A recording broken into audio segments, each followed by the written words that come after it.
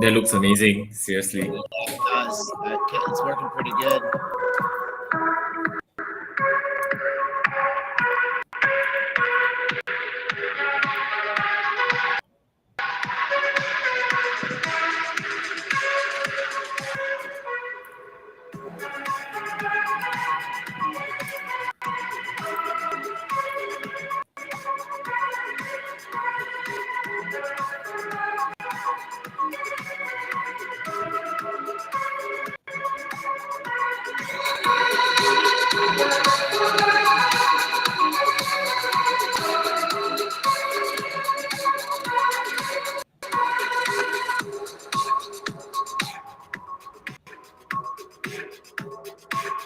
All right, all my aliens, apes, and zombies, welcome to this Sunday morning.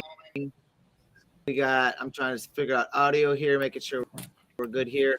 We have actually F1 going on the screen and also streaming into Decentraland. So if you look at the pinned tweet right now, that is actually what is viewing on a couple outlets, including Clem, who is with us live right now. Actually going to invite him up to be a host with us on Spaces as well, so you can look at his tweets and pinned tweets. And that's, man, I can't believe we have this going on. So we have Dumpster Dorks on that we're going to talk within 1 second. I'm just still in the amazement that we have F streaming live in Decentraland. And if you haven't gotten to the Decentraland location, there again, at the top, it is Decentraland location 2369. That is 2369. Michael Jordan 69. If you want to get in and check out the work that Mr. Ninja has made, he is listening right now. Kevin, great morning for you. Other friends that are listening in the space as well. Shinny, and man, we could do a lot of things now. We're in Decentraland. We got some wearables going on. We've been giving wearables out all. We are seeing live F1 right now, being restreamed and restreamed through and through. I want to check one or two more settings as we're going here to make sure things are actually live and running, so I'm not just missing a button push that I need to push. Let me see. And it is working, and it is working nicely. All right. Gonna exit out of one or two of these and two of those to hopefully make things run a little faster. Clem, thank you for getting this up and streaming from your side. My computer would probably blow up if I try to restream another thing. So thank you for getting this going. Yeah, man, I totally understand that. This is on ESPN, ESPN2 as well. We have a sweet race lined up across the pond, as we call it here in the States, especially on this 4th of July weekend with the British Grand Prix. And we had some already qualifying go through with a Ferrari and some Red Bulls taking the top 4 spots, with Mercedes taking that 5th spot into it. We'll talk a little bit more about the racing here, because we are going to have some people that have been around the circuit, people that have seen lots of racing. And I've had my fair share to being around racetracks. Fortunate enough that my dad has raced go-karts and is actually part of a vintage Indy car crew right now. But I want to bring in good friend Maple Syrup, only our morning breakfast and our morning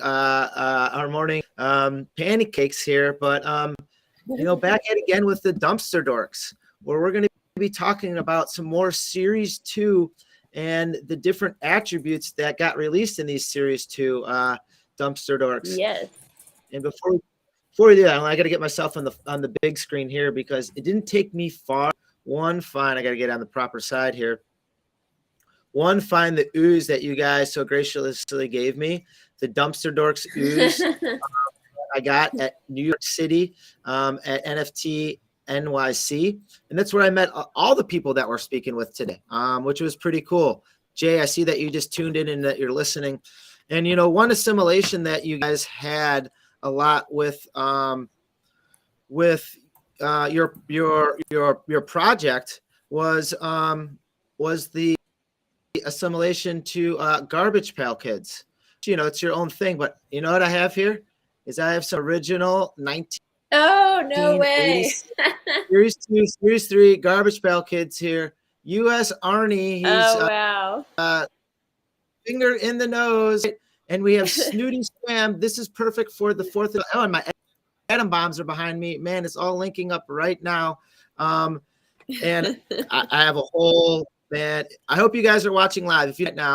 If you're on Spaces, you should get off Spaces. Look on my the pinned tweet on this or my #1 tweet, and it will show this live video. I have Alice Island for New York City, NYC for meeting you guys right there. Oh, that's and awesome. then an A and a B for all of them. And there's the B, Liberty right there. And actually on the back, it's because they have the jokes on the back, not the jokes, but the wanted signs on the back, the barber for cutting off people's heads. So concept business idea right there. You guys can easily set that up into your guys' Discord, which is popping. All right. Nice. That one's good. This is a whole stack of them, right? A whole stack. Dude, of them. You got a lot. You got some good ones. I found them at a flea market. They probably the whole stack for $10, maybe about a year ago or so. Oh my gosh, that's awesome. Yes, yeah. Daniel, are you in there, Daniel? I'm making sure that you can hear us, so that you can hear us. Just doing a mic check with our F1 race fans out there. Broken Colin right here. Enough about these Garbage Pail Kids. What's up, Daniel? All right, Daniel. We're going to be taking you through right before they got the flag going on out here. We're going to pull out. Oh, we just had the F1 here. The Italy race car right there. Oh, wow. Man, this is pretty sweet. Running through the crowd, trying to get in with their. We do have sound. We'll hold off on the sound now until they get to start your engines, which should be in about 20 minutes. Yeah. If you're not in, you can be in Decentraland right now watching this. All right. We got live at Decentraland watching this. Ether Bunny is in there. I see you, Ether Bunny. If you want to go over to he'll send you some free wearables, everyone. Ether Bunny will send you some free wearables. He's right here. Sweet. He'll send you free wearables. We are just doing Ether Bunny back. We're doing the free wearables back and forth. Just on our most recent tweets. Man, this is sweet. All right. So now if you can't get ESPN, I don't even know how that works legally. So I might as well not say it out loud, but this is Decentraland. Man, we are decentralized here. Yeah. Have fun. That's your own will. Because we are streaming and restreaming and having fun with the Dumpster Dorks. If you go to Dumpster Dorks up top, they have their link tree. Their link tree is magnificent in there. It gets you right to their OpenSea, into their Discord, back to their Twitter handle. It gets to the Medium page, and then you can also get into the Dumpster store as well. Here's Series 1, which we are familiar with. We have the floor price hanging in there, and then we also have the Series 2 that just got released. In Series 2, as we see, current prices, this one's kind of by the floor, which is kind of awesome because just what's involved. All right. So the different properties, what people are looking at, right, is the different arms. And I love how it's a right arm and a left arm, and it's a jogger's arm for a memory jogger. So it has 8 tracks. 8 tracks, the cassette tapes, and maybe I'm dating it too far. Maybe it's not the 8 tracks, but the cassette tapes. How about you tell us a little bit about some of the new attributes, including the one that we're looking here for Dork 1106. Oh, it was awesome. We had a lot of fun. There's an additional Well, the first series had over 700 parts, and the series 2 has over 900 parts. So we upped the ante with adding a lot more detail. And this one, let's see, this one has the X-ray head, and I'm pretty sure that's a match, like a part of a match set. There was 20 match sets in series 1, and there are 2 different types of match sets in series 2. We've got the Trashoid match sets, which are the mutants, and then we've got the humanoid match sets. And together we have, I believe there's 69 match sets, or 60, maybe 61. I could be getting that mixed up in my brain, but there's over 60, and they're pretty magnificent. That one, the head is part of a humanoid X-ray match set, and let's see, the body, I believe that's the compost body, and then the cassette arms, which are pretty rad. I love those so much. And they've got the Frogger leg, which I think is pretty sweet. Just put a little bit of mutant in there. But they're all really, really well composed, and there's a ton more detail in these guys. So we're pretty excited. Our community's geeking out over them right now. I see the detail of this, even like the goth eye, they do right side and left side of the attributes. So, I mean, that's just wicked. Like you have like the goth eyeshadow, eye makeup on it, really hard, dark and heavy, but then also like fine detail, reflection of the pupil.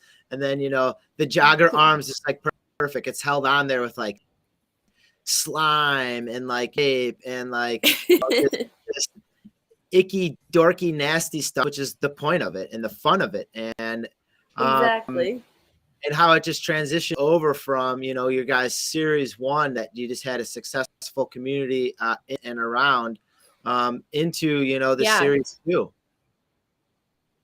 Yeah, and we've the next thing that we'll be doing is the slime ball. And the reason why we released series 2 before we implemented the slime ball was because there's 4 options to use the slime ball. There's the Dorklings and the Dorkomatic, and then there's a couple other ones. But the 2 main ones, the Dorklings and the Dorkomatic, you need series 2 and series 1.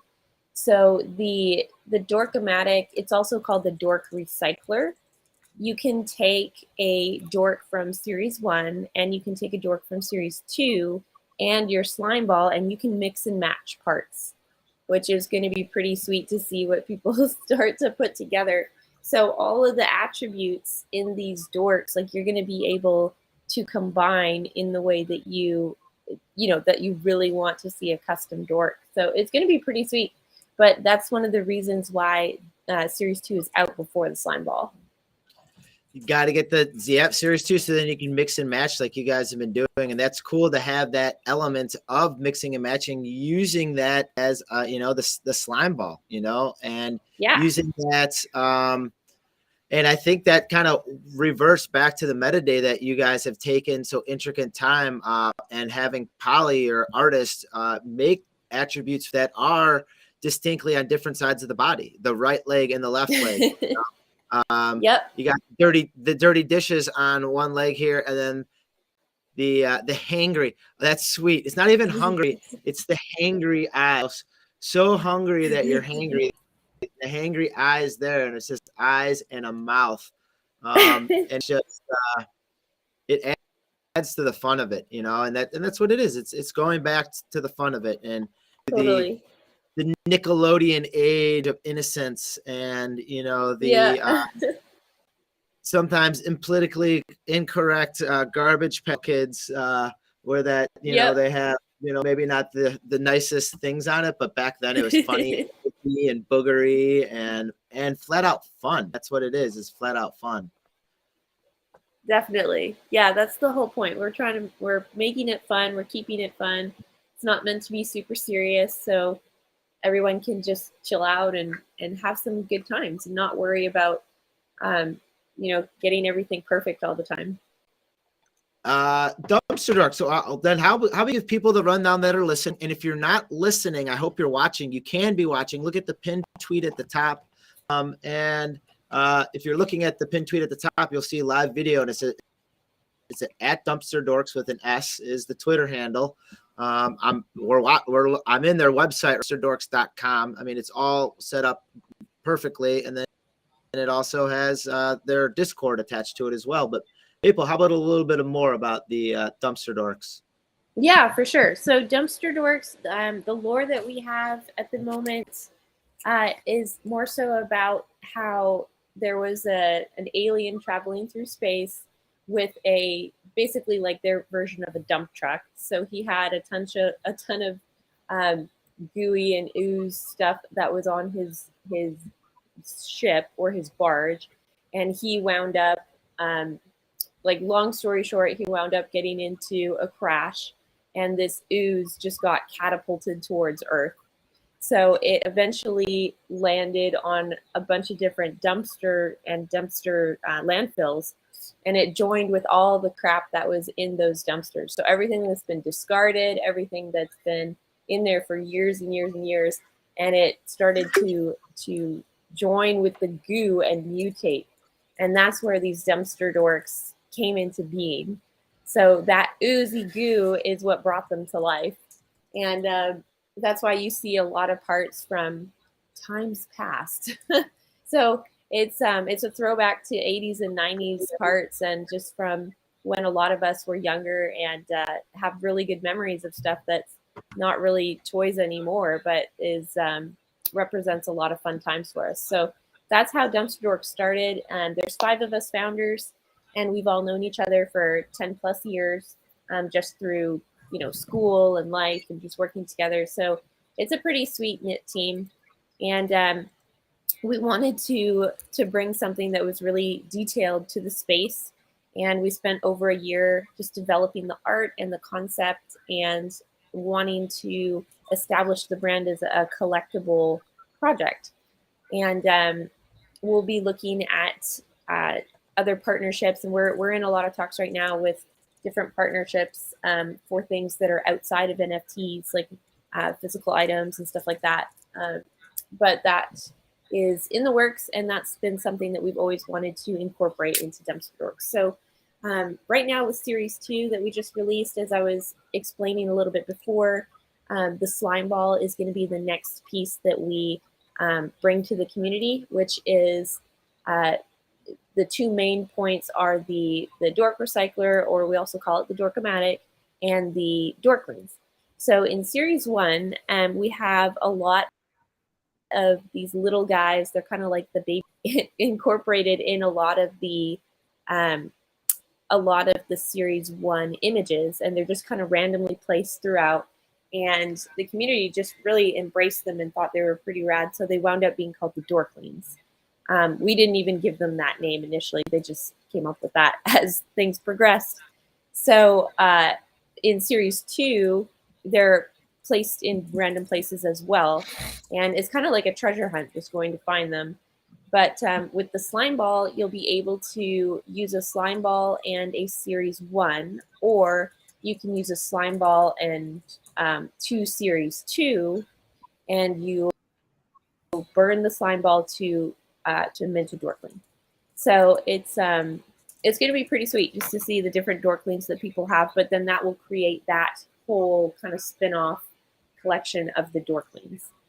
And as I was saying before, the Dork Recycler, you'll be able to combine a Dork from Series 1 and Series 2 and burn your slime ball, and then have your own customized Dork that you've assembled. So it's we're trying to give as much freedom in that area for people to really create something that they identify with perfectly. And I'm excited. There's a couple that I'm going to create that I know I'm just really hankering and waiting for that to come out. So it's going to be pretty rad. But if you, and I can share my screen too, Nova, if you'd like, but if you go to Sure. the OpenSea, let me just show you guys this, but there's so many good parts. There's so many good ones. Let me see here. Okay, here we go. Is it working? Can you see my screen? 1 second. Yes, you're up. Okay, awesome. So I'll just show you some of the heads that were incorporated into you have tabs this. at the top open, and people can see that, if that's all right with you. What am I doing? Sorry. We can see the tabs at the top, if that's all right with that. You sharing those? Oh yeah, that's fine. Okay, cool. For sure. So I just wanted to show you guys the different types of heads. So there's this If you're looking right now, burger head, which I pinned the tweet on the top. You can look at it in Spaces right now on Dumpster Dorks, and they're actually viewing this live. They're streaming the live restream live at Dumpster Dorks, so you can see what she's showing us right now is Series Dork number 1280. So this one is pretty sweet. We have a hot dog unibody in Series 1. So Series 2, we decided to add a burger. So this one's pretty awesome. I love his friggin' eyes and all theirs. But this one's pretty rad. And then we've got... Oh, my computer's a little bit slow, but we should be okay here. This guy... So, colleague a little bit stretched out, which I think is hilarious. So this is the sloth, and you can see he's got some bubble gum. What are his arms called? Yeah, gum dumpster and mushrooms. This one's so hilarious to me. So we've incorporated a few more animals, which is pretty fun. And oh, this one's pretty good too. The arcade. I gotta show you. I saw a couple of those on some of your guys' tweets. Those were wicked. Yeah, they're so fun. So this is the Bone Zone, which is pretty cool. Wow. And let me bring up the other arcade. I think it's called. Let me see where it is. I think it's a unibody. You guys want to? We're watching live in Decentraland. You can hop into Decentraland at 2369, 2369, and we're watching this live action. We're going to be coming back with probably the racings are probably going to start in about 5 minutes. Now we're talking with Dumpster Dorks, and we're going through the different attributes on it, and some of which I haven't even got a chance to see. But we're here with Maple, and she's kind of giving us the alpha of like. The sloth, the extended sloth head, the video games. What other ones we have here, Maple? I'm going to show you some of the other really, it's pretty hilarious. I'm just going to load them up. Go. Okay. The Gnome Arcade first, because that's one of my favorites. Okay, here we go. Oh, the finger puppets. I'll show you that next. Okay. So here's the broken gnome. Oh, nope. I clicked on the wrong one. Okay, well, anyways, this is the Venus held together with duct tape, which is awesome. But this is just a throwback to like reminds me of the Simpsons episode where we found the gummy Venus. The gummy Venus and got him in trouble. Yep. Covered in green stuff just from being so old. Here we go. Here's the zombies. I mean, all of them pretty much looks. Thanks for watching in DCL. What were you gonna say, Clem? I think all of these creations are they're super unique, I think, and I mean it's something that I would love to own as well. And of course, it'll be great to see it on my car as well, I mean, if you read about project as well, so it'll be nice to see it on the car. So what they have with Maple? Yeah, maybe we could wrap a car. They had that. We had that capability with Racing Punks, and that we can wrap a Racing Punks car in Dorks or a Dork, and we can get maybe. Sweet. You can maybe even get the Prime Dork the banana peel Dork itself on there, or even you. Even you individually. We can get your little teapot mushroom arms. Stepping in a Slurpee. I gotta start these attributes, but that's kind of what they are. These are kind of live business meetings as we go through. I mean, you can almost form it into a video game. game car. That's awesome. Yeah, we should talk about that more after the spaces today. That'd be sweet. So this is the Gnomon. Let me see, what is his name? Broken Gnome. Definitely. So awesome. And I'll show you guys 2 more. And then I might have to head out here. I just got a meeting message. That's perfect. Yeah, I think we're going to try to stream. Ladies and gentlemen, start your engines. Aliens, apes, and zombies, start your engines. I love this one. I saw this one before. I think you guys are talking about on space. But the finger puppets. I love the finger puppets. Yeah. Yeah. So many memories there. I would get these from the dentist. We'd either have like these really crappy pencils that just never worked properly. And I know like pencils just kind of work, but they really were bad quality. So I'd always just get these little toys from the dentist because they'd always shred when I'd try to sharpen them. Anyway, okay, one more. Let me see. What am I going to show you guys? Okay, maybe 2 more. There's 2 more. There's the vending machine and the filing cabinet. Oh, it's so funny. Where is it? And then there's grocery cart, which is awesome. There's so many. There's just too many. Okay, last one. I'll show you guys this one. Vending machine. So this one is called Snack Attack.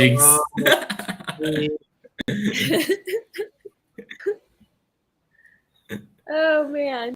So yeah, these are just some of the unibodies that are in series 2, and there's a bunch more match sets, and there's a bunch of one-of-ones. We've got well, I shouldn't say a bunch, there's a ton, but there's 4 one-of-ones, and only one of them has been minted up to this point. But the rest of them are absolutely outstanding. They look so good.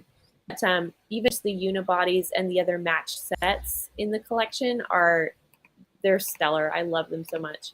But if you guys want to read more about the slime ball, the utility for the slime ball, there is a Medium article that we released a couple of weeks ago now.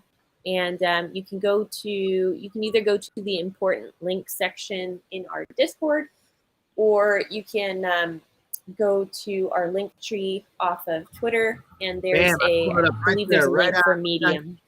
Right on cue, right there. And sweet. And then there's some other merch. Yeah, and we're probably gonna run a merch sale for the 4th of July. Yeah, you should. It's pretty good. We got it all the samples and everything, and they're really good quality. They won't fall apart on you. So have a peek, and we'll let you know when that sale happens. It'll probably be like a 4th of July sale, but just so you know. I want to say how hard that they've been working. Like, honestly, they have a minting going on. They were at NFT NYC. That's where I met them.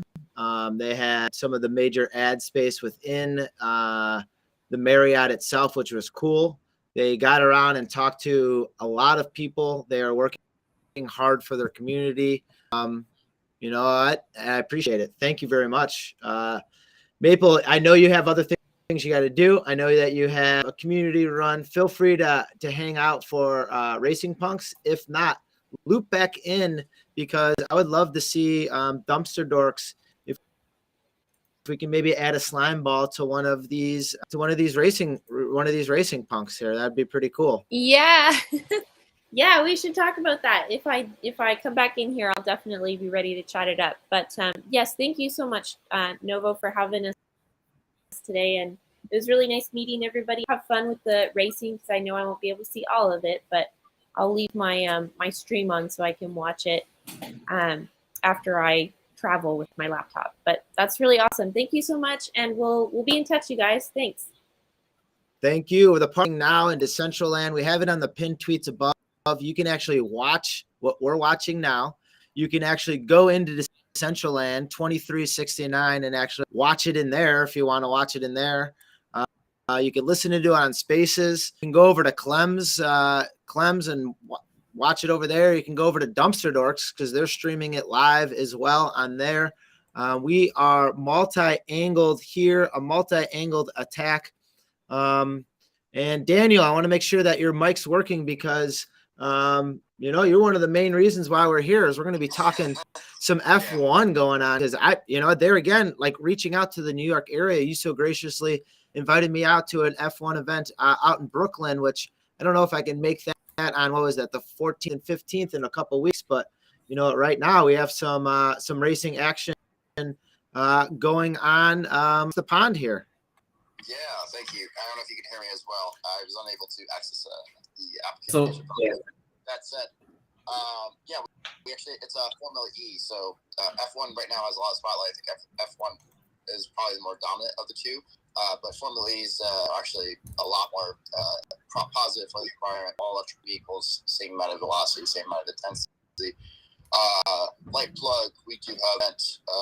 It's going to be the first motorsports race event, I think, like over 5-10 years, somewhere in that, in the New York City area. And that's going to be tied down with our partnership with Andretti Motorsports. Andretti famously is one of the largest and most well-known racing teams. It's been operating for over a century. We're really excited to just kind of have an intersection between blockchain technology and your casual Formula 1, Formula E fan. We host usually a couple thousand person events attached to these. Main point is to just educate because blockchain is a revolutionary technology and it's really complex and convoluted, and a lot of things are not understood correctly. So we'd like to just kind of be a nice, easy guide into this new space with a fun event tied in. Nothing too crazy, nothing super hype, super promo like. Rather just very fun and enjoyable time. Also, good food. We're really good at that part. Always good music, good. Entertainment's always right around the corner with all of that. And it doesn't need to be a quick plug. You can talk about it all you want because you're helping pave the space, and exactly what you're saying, you are educating others, which is a really important aspect on it. And the team is a 2-person team on the Andretti team. Isn't that correct? Yeah, exactly. It's a kind of how it operates is a 2 test get to go out, and of those 2, usually is the lead at the moment. They both get to participate in the race, and then from there, we haven't had a great season. I think we're finishing like 8th consistently, and then like the second spot we're getting like 10th. But also that kind of comes down to we announced with Andretti an upgrade of engine for the next season, just because not engine, battery, an upgraded battery, and it's going to be a significant change to be at least competitive, because right now I think the top 2 or 3 performers, to my understanding, have a significant boost. So I don't want to misname the partner that we worked with, but I know announced that. Partnerships is what it's all about, and linking in with it. We have, we're partnerships. We're streaming on this. I got goosebumps. We're streaming live in Decentraland. We have a race going on. There's Tom Cruise right there. That's crazy. And we're in Decentraland that's crazy. And with a whole bunch of friends. And the racing community is huge. Selfishly speaking, my dad was, I shouldn't say selfishly, but part of my DNA is my dad was he is in the go-karting Hall of Fame along with my uncle, and they have lots of racing friends. Cool. Now where some of his friends are a little bit more successful and hung in with the racing. So he is part of a vintage Indy crew where they do vintage Indy cars that have won prior Indianapolis 500 races. So they have an AJ Foyt car from them. They have met pretty much all the major racers, from the 80s on up. And now a lot of them have kids and grandkids that they get to go out and see. But I get out there and get out to Indianapolis. I'm from the Chicagoland area. We get up to Elkhart racetrack in Wisconsin. So we get out and we see vintage Indy cars racing, and they fabricate the parts because they're hard to find in a shop in the outer burbs of Chicago. And I love this stuff. It's cool and it's popular, and it's always popular. People will race anything, including racing NFTs. And that's why I'm kind of trying to link in with passion for it. And I want my CryptoPunk racing things. And I guess that's a good bridge from, to Clem here and Racing Punks, because that's what it is all about. Yeah, we're talking right now. We're about to start the race. So Clem, why don't you take it away? I don't know if you want to. There we go. Away we go, man. Right, so it's lights out and away we go. So I think, Red Bull is ahead right now, actually. So, I mean, let's just see how it goes for now. And I think in terms of racing-wise, right, I think Formula E is definitely one of the, I'll say, underrated kind of sports, especially when they sound like spaceships buzzing past each other, right, Daniel? So you've heard them, like the sound of them going by. I've been privy to watching the show. What is it called? I think it's just called The Fastest Car, where they have supercars go, electric cars go against. We already have one blowout right now. It looks like he hopped a tire there, blew it back left. Yeah, I think lots of people are blowing up tires right now. Little engine problem there. He had a little engine problem. He was getting out of there running, unless he's trying to get to the front fender of another car, a little banged up. So jockeying for position here in the first lap. Yeah, I think, as you can see, I think this is what we actually want to achieve in Racing Punks as well. If you can see the FTX logo on these Mercedes, I think in the future of branding in terms of the metaverse wise, there are a lot of brands that can probably utilize this, whereby we are holding sporting events, especially. I think I talked with Nova about this before. If we have advertisements about sponsors on NBA jerseys, on cars itself, I think it's going to be a huge space for us moving forward in terms of advertising and marketing, whereby brands, they are able to place their logos, place whatever kind of marketing material they want on these metaverse assets, I would say, whether it's through, maybe for your end it's like a wearable, but for us maybe it's on the car as a decal itself. I think it's going to bring the space forward in terms of there's end of things. There's one thing I want to pass off to Daniel after this, but live sports, live entertainment captures live eyes, and you can't replace that with how they have social media streaming a lot of things nowadays. So in the realm of racing, product placement is huge, and I've seen that with Avalanche. Avalanche is huge just by having that red up. That is just the Avalanche, and I saw. And as soon as I got a couple of tweets and retweets from Daniel and from the Avalanche crew, I saw a team of their NFT come in just with those as their Twitter handles, which is significant. Daniel, can you talk a little bit about that product placement with Avalanche? Yeah, that's actually having a social media director that has been around Twitter for a very long time and understanding drives people. When you type in Avalanche on Twitter, hashtag Avalanche, that red triangle icon comes up. That is a effort to work with the Twitter team. We were the first to do that, and I think you saw Solana get that and a couple others.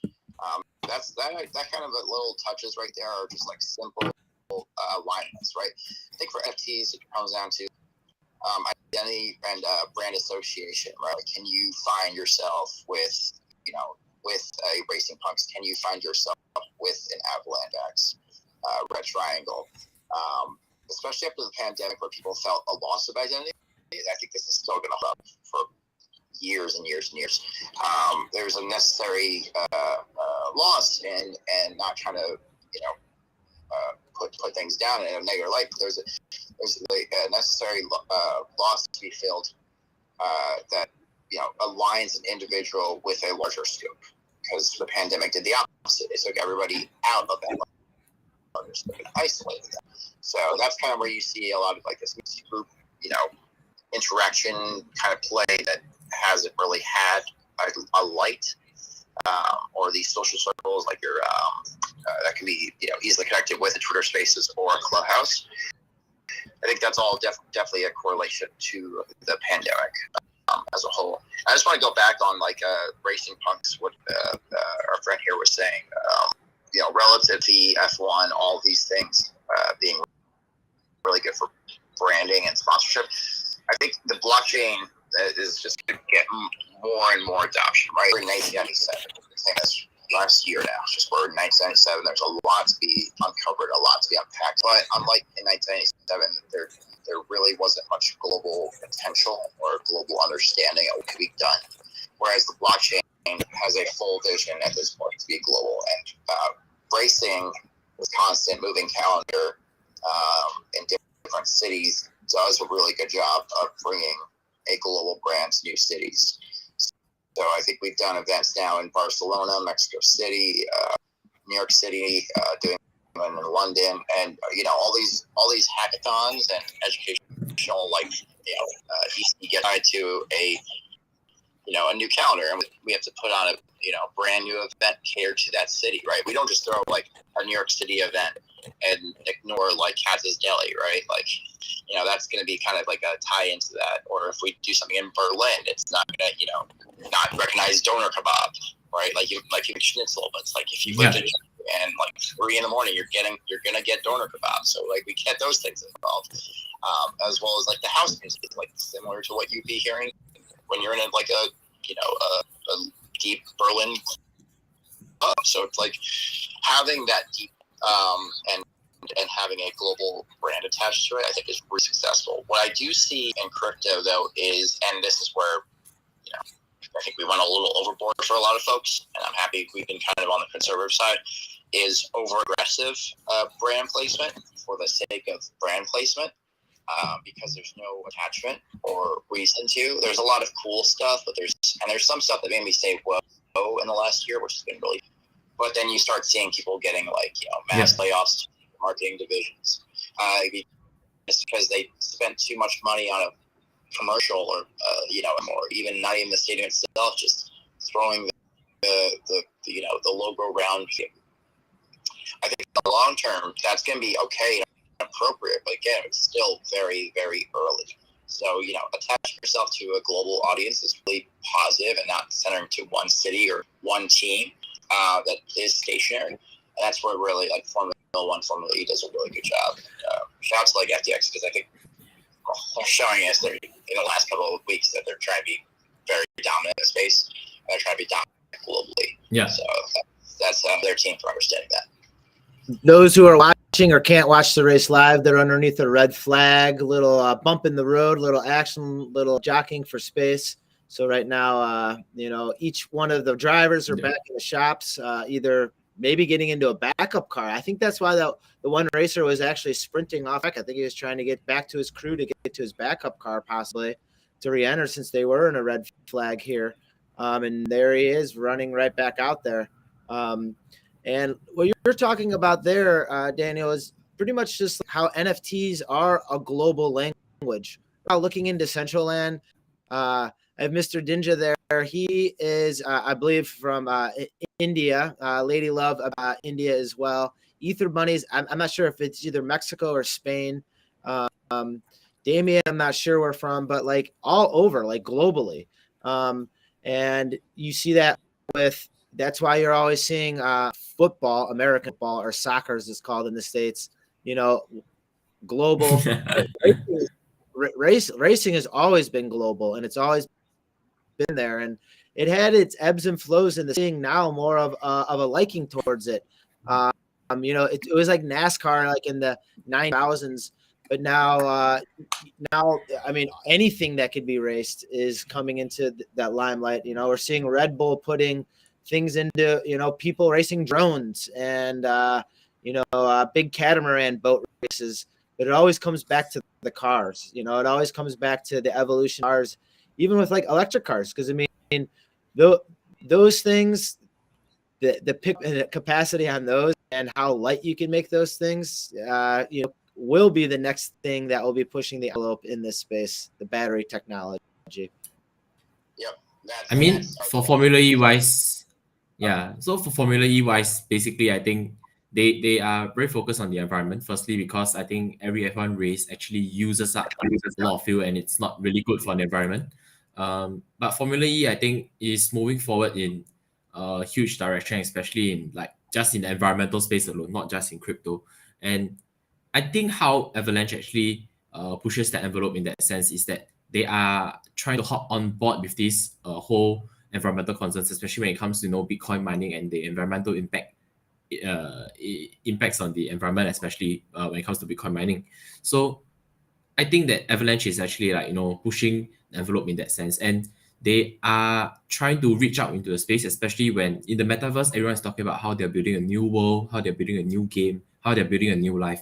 But I think we always have to go back to the basics: is what are the things in life that we want to see in the metaverse? Because it could be like food, it could be like drinks, it could even be like games or sports. And I think sports is a huge factor when it comes to bringing people together and probably go along the same cause, I would say. And in this case, for us, it's racing. And I think that right now, Avalanche has sponsored like a Formula E team, basically.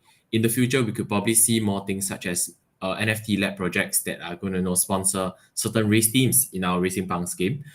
They could own like a huge part of the cars and then set up their own esports team, for example, within the metaverse as well. And I think these are the things that we should be able to explore in the future as well, especially since I would say metaverse right now is just a concept. There's no really, I would say, a solid proof that it's going to work straight up. I mean, Novo is trying his best to push the envelope every single day, and I can see that. But right now, we are still super early, and I think Avex is moving in that direction as well. Am I right to say that, Daniel?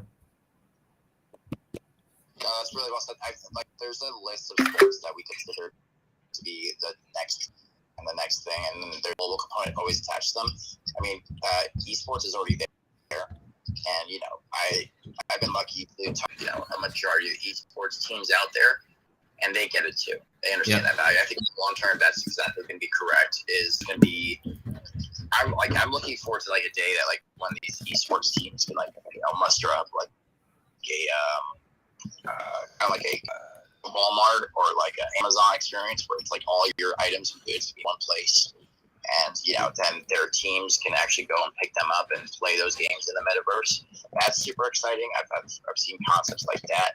I've also just seen at the very minimum there is like again FTX has sponsored I think TSM along with another team. There's that component to it for that like general brand awareness and recognition. I think that's really positive. And then I think pushing the space forward, just like that's kind of what makes Avalanche special is like there's 3 forms of like a certain type of technology called consensus out there, and we're the third. Yeah. Things only come around once a decade. So it's not that easy. I think, Nakamoto came out with one in 2010. We came out with one in 2019.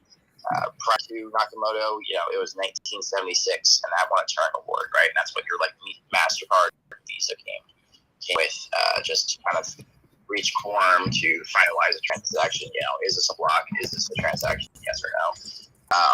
And those things are going to get more and more efficient over time, just because more people are going to be putting more research into distributed systems, especially now that there's a fire, underneath a lot of people to really engage with this space from a litany of ways, from either, space as a whole to, owning property in a digitized world to, creating a sub-second settlement for selling a car. So, it's in my opinion, I hold the thesis that this is a $200 trillion industry at its peak, and it's so early still. So it's just a lot of trial and error, and a lot of really cool concepts coming out of trial and error. And of those cool concepts, really hoping for something that's sustainable for 5 to 10 years. And I think gaming's probably the easiest one to point to. That makes sense. A lot of these make sense as long as the tokens aren't counterproductive or try to have too much purpose or intent and don't let you get in the way of playing the game. I think games are going to be the easiest entry for a lot of folks to get into blockchain. Looking into casual gaming where it's mom and dad play and they don't even realize after a few hours hey, I've made $60 for playing this game. and it was fun. And they'll come back and try to actually maximize their return on that, or like an investment account or savings account from just playing a game in the long term. Something really fascinating. But I digress. Still very, very early. What's fun about it? It's early. We're really early in this game, and like just having the capability of whatever's out there in the esports genre is where a lot of investors are, where a lot of money is, and that's what I think is going to be the next driving point in it. If it's what happens with Bored Apes and the other side, if it's what happens with other facets within maybe Meta coming out with a type of gaming. But we saw that a huge drive in esports, and some of the top paid individuals in the world right now are esports athletes. And not only esports athletes, but who are restreaming and streaming, playing video games on online. Twitch. Yeah. I mean, in terms of like esports, I think it's a huge area that I would say is untapped right now. I mean, everybody is trying to monetize what they love to, basically, especially in the gaming industry. And I feel that this should be encouraged moving forward, because people should be able to monetize the way that the things that they love to do. For example, for Novo as well.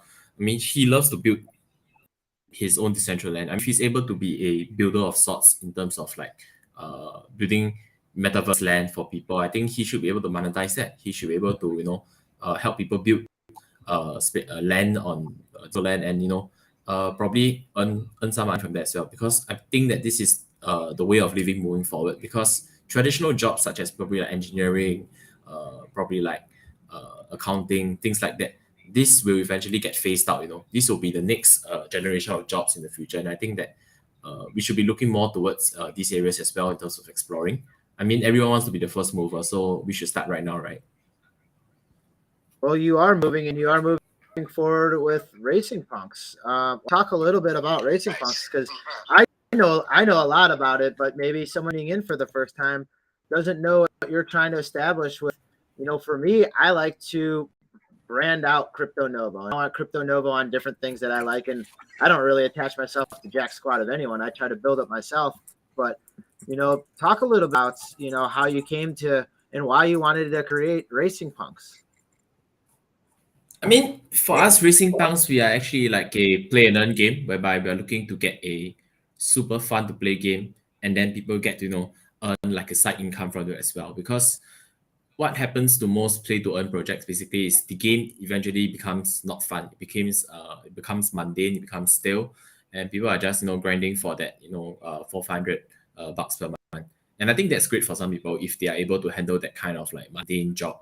But for us, I think what we want to do is basically create a game whereby it's fun, definitely enjoyable and simple for people to enjoy, and they'll be able to earn like a side income for that. And on top of that, we are trying to build like huge communities, especially in like the metaverse and racing space as well. Because what we are trying to do is having these cars branded in terms of communities wise. So for example, for BAYCs, we are definitely going to give them a set of cars as well, so that BAYC holders will be able to create a community of their own and probably form a BAYC racing team. As for Novo as well, he has a punk. He can probably get up people that are in the Novoverse as well. He can Novoverse team. So we are trying to create this kind of communities in terms of the racing industry, because nobody is going to own like a Ferrari team. Nobody is going to own like a McLaren team.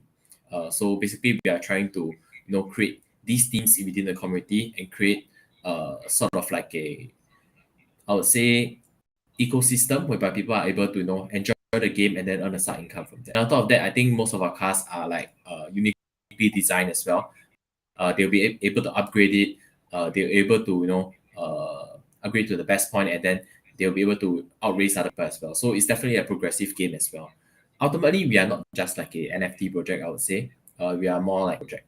So in terms of like similar to what Avex is doing in real life with Andretti as well, We are trying to get sponsors for these cars by giving communities cars and then letting them mint our cars and then form their own communities, form their own race teams, and we'll be holding like tournaments, be holding competitions weekly as well, so that people will be able to participate in such events and build whatever communities that they want to build with. For example, even if it's a new project, they can actually just buy maybe like 5 cars, for example, get their community to participate in the races as well. And then it could even be like a community engagement event. So there are a lot of things that we can explore as well. And I think in the future, right now, we are actually building a racetrack. The racetrack is still under construction. So right now, we have about 1 or 2 filled up tracks as well. I think in the future, if let's say we get enough land on Decentraland, we could probably build a racetrack, for example. And I think that's something that people want to see, especially if you see BAYC team cars racing all around Decentraland, all around the game, or even streaming it on Novo's channel as well. I mean, he has a huge STV. I think that's going to be a huge thing we're going to explore. I mean, the whole reason why that we are working with Novo especially is because he has all of these things that will be able to help us blast it out on our socials, blast it out on his big STV. He's able to build us a garage as well. So these are the things that we want to build in the future to help communities grow, and at the same time, help maybe some people earn like a side income as well. So yeah, I think in general, that's what Racing Punks is about at the moment. Well, it's about collaboration and community, because like right now, the Novoverse, I want to have content, and I want to have good content that is fun and something that could be watched and used and reused, and to have live entertainment if it's racing, if it's digiting. And here's the thing with racing, it doesn't have to stop at cars. It can stop at anything. Yes. Even with that are being used in electronic motors nowadays. I mean, that's just going to be the new forefront of the next evolution of what races. We saw it with diesel, then they go to clean emissions. Now we're seeing it a ton with new power sources. Even if it's solar, I've always seen solar races, and there's always a big solar race that goes off here. I think it's in Australia, right? If I'm not wrong. I mean, that's where they get the most sunlight. Daniel's going to say something. Hold on there, Clem. What are you going to say, Daniel? No. It's just I've never heard of solar racing.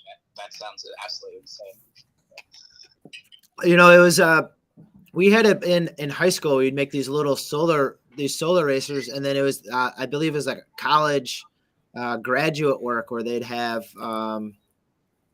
it'd almost be like buses that they'd have go out in Arizona that would just travel for long distances and see who can make it from point A to point B the fastest. And and then incorporating that with other means of transportation.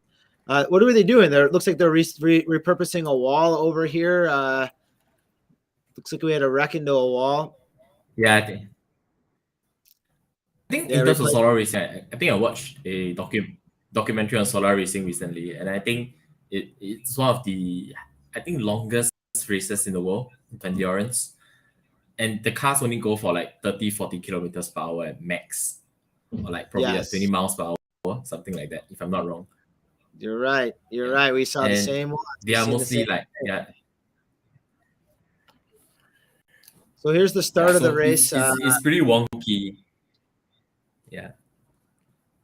So is this a replay of the start of the race? Oh, I think the tracking a position is the replay. Yeah, it's a replay of the start of the race. And then you see the first spin out right there. I mean, the guy didn't even make this corner right there. Someone flew over the barrier. Oh boy. Hopefully everyone is all right. Someone flew off. Right there, the tire going. See, it happens, I guess. Woo! He hopped the barriers. He didn't even crash into the tires. He hopped the barriers. I mean, that's about tires, and probably like 8-10 feet long of tires. Hop the barrier right in there, and probably on the other side of those tires is just the concrete barrier right there. Yeah, and I think the F1 technology has come a long way. Like racing technology has come a long way, especially. I think even in Formula E, they have this thing called the halo around like the itself. Like it's supposed to absorb at least like 80 to 90% of the impact that's on the driver, on the car itself. So the car does not get destroyed entirely. So I think in terms of the halo technology, I mean, some drivers don't like it because it does not give them like the clear view of the race track or the track itself. But I think it's supposed to help them long term. Yeah, especially when you can see the car flying over the barrier. I think if it was in NASCAR or something, someone would have died. Yeah, I mean, you just gave me like a crazy idea. What if we make an NFT that is basically like a shared NFT in a sense that like you can do a race, and if you own the NFT for that race, you can drive that car from a like joystick in your home kind of thing. You know what I'm saying?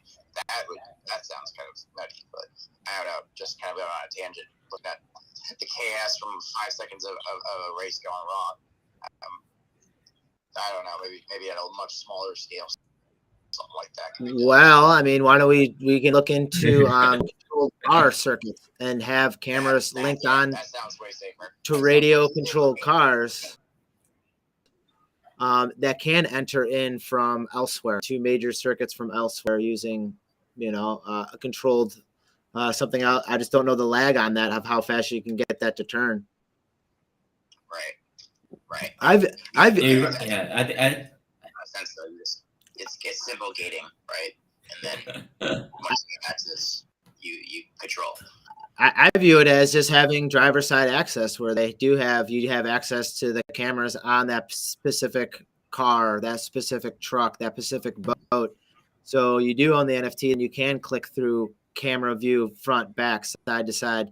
They have some of it within capabilities within streaming, but usually the broadcasters are in control of that. So if you do have a favorite fan, or like, unfortunately in this crash right here, maybe you wanted to hop on driver's point of that, maybe you can go buy that NFT real quick to, I don't want to say own the camera footage of the crash, but it could be own the camera's footage of them winning the, then you can monetize that footage of them crossing the racetrack, getting, the checkered flag vantage point of the race driver, or you can, or the back view of them and how second place was. And then you can sell and monetize that image and that part of the race from, the standpoint of it. And so each car would almost be like its own DAO.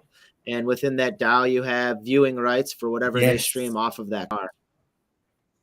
I think this ties into something that I saw on Twitch before, I think, whereby I think the viewers sort of vote as to which direction. Okay, I mean the streamer is actually playing Pokemon, so the viewers will actually get to decide, like, which direction the character is going to move, which button the character is going to move. So it sort of works like a DAO in some sense, whereby the viewers or owners of the NFT itself get the voting rights, to decide on how the car is going to move. So is the car going to turn right now? Is the car going to turn left now? So I think multiple groups could actually, participate in sort of this DAO project, whereby there are maybe like 4 to 5 teams, and then their viewers will get to decide how the car is going to move. And I think that's going to be like an amazing idea. Well, I mean, think of analytics. Think of what you can do with blockchain and have open source. So imagine having an open source where you're sharing the data digitally. Like right now, we're looking at it, and it has the announcer talking about our positions on the race, where people are at, and what happened with this particular accident. What if you have other people aggregating that information for it? Oh, right here, we noticed that everyone had a hard pull left because of the temperature conditions on the track. Well, now you have to equate that to your pit crew.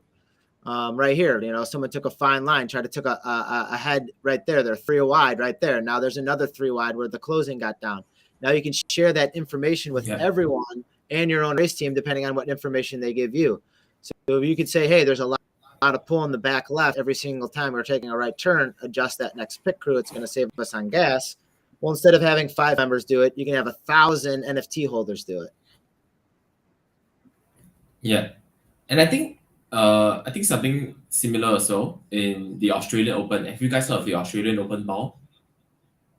I think it was like early this year. I think the Australian Open ball, basically it tracks like every position on the court itself. So if let's say your ball is the NFT itself is actually linked to that position on the court, and the winning point is lands on the exact spot where your NFT is linked to, basically it will translate this information into the NFT and then it updates the metadata to show that this ball has how many winning points, for example, in terms of the trades. And I think the most valuable ball will be the one that won the Australian Open. So the point that won the Australian Open, that ball will be the most valuable ball. Something like that. Like that, and we're seeing it right here with like just the current course that they're on. The data of Lewis Hamilton had the lap record. And it has, different speed points throughout the track, max acceleration, curves, elevation, and all those things add into it. And, there's a huge science behind all of this. And that's why it makes these things elite and fast. And, that's what we're seeing with the F3s as well, is just how the new technology is spurring new competitiveness, because now it is an equal playing field, just like we're seeing in this NFT space. Yeah, I think there's a lot to grow, especially. I mean, if Formula One eventually decides to delve into the NFT space, I think there's gonna be a huge potential. Even it's for Formula E, which could start from there as well. And like I believe that all these like data collection in terms of like data analytics from the races itself could be translated to some sort of traits in probably the different cars or the different NFTs that these, I would say, corporations produce. And you could probably sort of monetize that in some sense, or give people like, hey, I got the winning car because my car has this amount of stats, my car has the best race time, for example. And then like maybe they could be like a fractionalized NFT whereby many people could own part of probably maybe like Aston Martin's car or Aston Martin's NFT, and then whoever probably gets to maybe if Aston Martin wins the race, they'll probably maybe get some tokens in some sense, sort of like monetizing their community engagement. And I think like this is going to be probably one of the things that's going to bring the space forward, especially in terms of like motorsports, because it could be applied to Formula E, it could apply to Formula One, it could apply to NASCAR, it could be applied to IndyCar as well. So I think the space is going to be huge in the future. But right now, I mean, we are in a bearish market, I would say. Probably not see that for the next 12 to 18 months, but right now I'll just keep working and keep developing and keep grinding. And once the time is right, and that's where all of these content of these products are going to be pushed forward like man. It's not a bear market, it's a build market. And a lot of people don't understand that when things are slow monetarily wise and NFTs being bought, it's washing out weekends. Yeah. And the people that have sustained it are building. And I've seen the waves happen in cryptocurrency, 3 waves of it within 3 different 4-year cycles. And you know what? Only the strong will survive. And right now, what Clem, what you guys can do with Racing Punks here is start formulating how that looks in a digital world. So when the real world is ready to catch up with it, and Avalanche is already in the real world capacity right now, then it is something that where you can simply apply it, and if it is putting an NFT on a digital asset that relates to an IRL asset, then that's what it is, and then who knows, like it could be something as simple as you win a race and then they take the racing suit right off of you. They chop it up into 1,000 pieces. Get shipped to your house. So then you get the winner of that. Oh, look at this guy's enjoying an ice cream cone. Look at him. He's happy. It's one happy dude there. Well, let me push this down. So our Fun Day Sunday here. This is being it's on ESPN, ESPN2, so you can watch it. If you don't have those options, we're bringing it to you live within Decentraland. So let me see here. Yeah, I think Daniel got off the spaces closed in on him. I think the space is closed down on us, maybe because we're streaming this live. So we're going to cut down the spaces here, and I'll catch you soon, my friend. All right? Yeah. Thanks a ton. Peace.